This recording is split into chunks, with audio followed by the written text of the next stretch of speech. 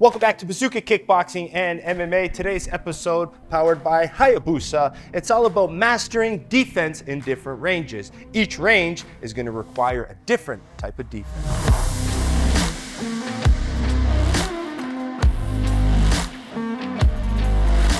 All right, in today's episode, we're talking about mastering defense in different ranges.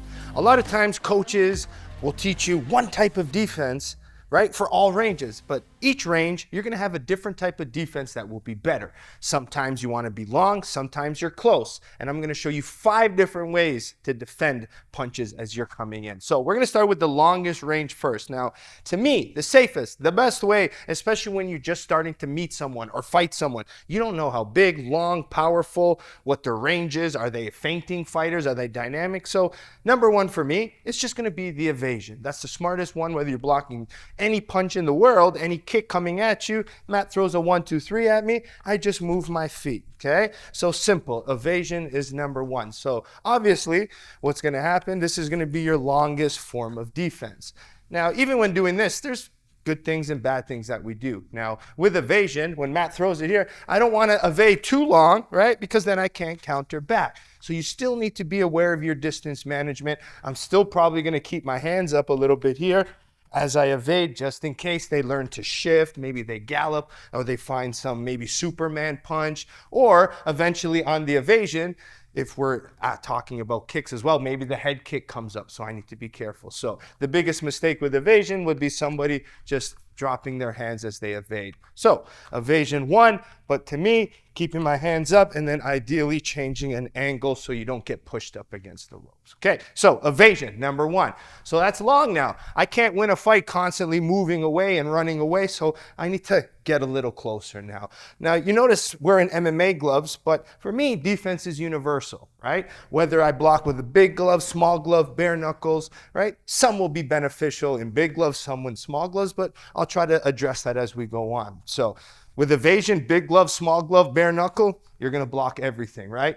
So we want to get inside now. We want to be able to hit our opponent. So as we move in now, I still want to stay safe. So my head position and my hands are going to work for me. So Matt throws his 1, 2, 3, and I'm looking here and I'm using a parry. And you notice with the parry, okay, my hands are off my head. Now, I like to do this with a small glove, obviously, because if my hands are on my head, they're going to find different holes. So even when I parry, okay, you'll notice my footwork, I kind of evade a little bit here. And I keep my hands off of my head. Now, the biggest mistake when we use our parry is parrying past center line. If I over parry the hand or I over hit it, I'm easily countered. I'm more easily to be hit with different feints and attacks off of the feint. So I need to be extra careful of that. So again, the 1, 2, 3 comes simple evasion. I'm moving out, still keeping aware of my hands. Now I'm going to go my 1, 2, 3. Now I use the 1, 2, 3. You notice I step off line a little bit. So Matt throws here and I'm moving to stay away. But I could also use the parry pressing forward. So sometimes I'll go here to get inside. So you notice when I parry, look, I jam the punch a little bit, right? So I try to stop the punch here, right? So Matt doesn't extend. And then right away I go to this backhand and then I'm coming to this bicep control to enter to the clinch. So I got in safely. So the parry can be more of an evasive parry, right? Where I move and stay long, or I can use it as more of a pressuring, okay, more dynamic hand. So ideally in MMA, you're going to use more of this kind of hand fight, hand control, getting to hands, because small gloves, more space to be hit. Okay, now we're moving in even closer. Now this is always the one. These next two become a little bit more controversial between kickboxing, boxing, and MMA, obviously the glove size. Now, for me, this is the one I still think is very beneficial for MMA, and that's using the lead wedge. Now, with my lead wedge, if you notice, my elbow is away from my body. When I parry, look where my hands go. Look where my elbow is. So I'm using my elbow, my lead wedge, as basically a hand pairing. So Matt throws his 1, 2, 3. Look, I can still stay tight. Now 1, 2, 3, and I'm just blocking out here with my hands connected to the head. Now, why I want my hands connected is because I can block heavier shots. I bring the wedge here so it takes some of the power and the punches slide up. So when Matt throws his 1, 2, you can see here I'm blocking, but I'm still moving my feet. So he goes again, 1, 2, 3. I can stay stationary I could enter using that high guard into a nice bicep control, or I can block, move, right? Wedge inside and catch, right? So I'm not just standing there. That's the biggest mistake when people say, you can't use a high guard and wedge in MMA. Well, you're right. If I just sit here like this and I'm shelled up and Matt throws, yeah, that is the worst position to be in. He's going to pick it up, pick holes. But if I'm here now and I'm reading, look at my body language. I'm catching, I'm reading, I'm aware, my eyes are being used and staying sharp. I'm moving my feet calculated small steps back because I'm constantly keeping that range. And then I'm going to stay loaded on my back foot, right? That's the benefit of the wedge. By coming, look, boom, I keep this in front, load my backside, and then I can punch and kick with some good power. So the benefit of the wedge. So you got to be more dynamic with the wedge if you're in smaller gloves. But if I'm in a big glove, right, I'll tuck my chin and I can block basically all 3 punches from a high guard. So that's what you got to be aware of. Okay, so one quick recap as we go in. We evade first, nice and long, right? We're staying long. I start using my parry, nice and safe. Now I'm high guard. So you've seen, look how far I was. I've moved my way in slightly with my parry. I've used my wedge. I'm almost at the point where I can start getting inside and using clinches, angles, elbows. We're getting closer. So the one is a modification of the high guard, which is our 4th one, is going to be what I call close the door. Now, the biggest problem with my wedge, right, is my body's open. So if Matt goes jab cross to the body, boom, I don't want to get hit. Or if he wants to do some form of shots as I walk in, he can work my body very easily and hit me. I don't want to be hit to the body. How do I defend the body shot? By moving forward. I have to keep my elbows closer to my body. So I'm now approaching with my elbows in. Now this defense I call close the door. 1, 2, okay? We're going to close that door. Then from that hook, we have the option. You can catch it with a high wedge, or catch it with a parry if you want to enter to your clinch, okay? So as I get closer, 1, 2, and I come in, right? Boom, boom, and I'm coming inside defending.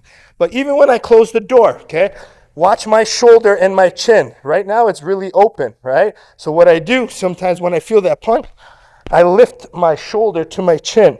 And then when the hook comes, I kind of catch, and then I can come inside, okay? So you're closing the door and then trying to get to some form of hand control to stay safe, or you can come in and box depending on the situation, okay?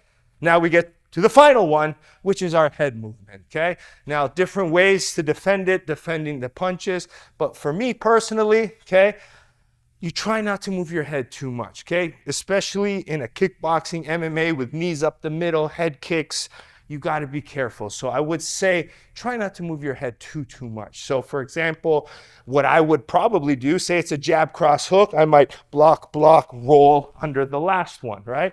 Or I might slip here, catch, come inside, right? Or I might block the first one, slip, and play different scenarios this way. But for me to sit in mid-range with small gloves and slip, it's right. But to me, the more times your hand's away from your head, the more risk you are at trying to move and get hit.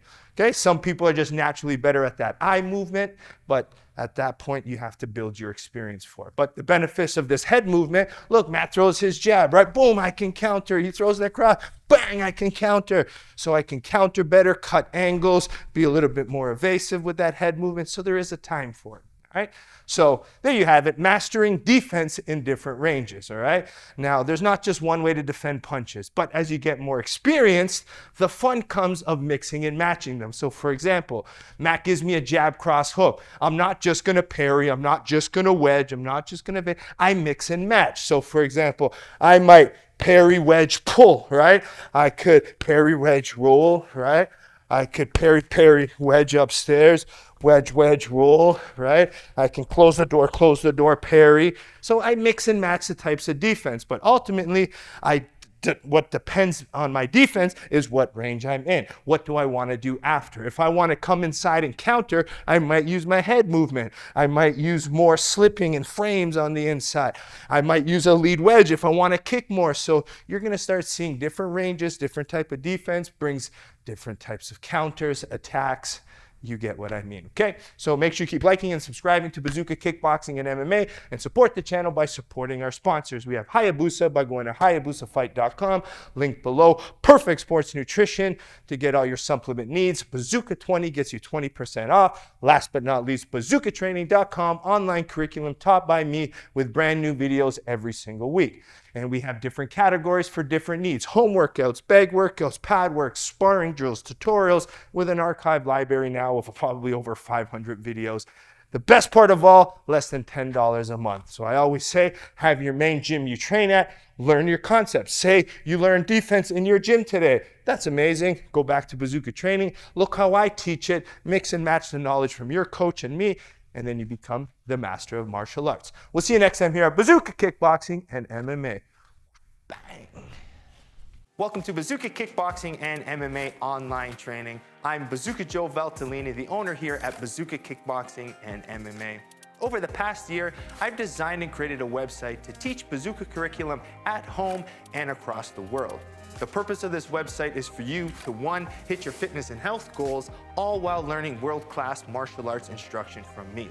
The beautiful thing about this website, it's geared for all levels. So if you're learning martial arts for the first time as a beginner, we help you progress into the bigger stages. And if you're a pro fighter, guess what? We have different fight concepts for you to improve your tool set and your skills in the ring or cage.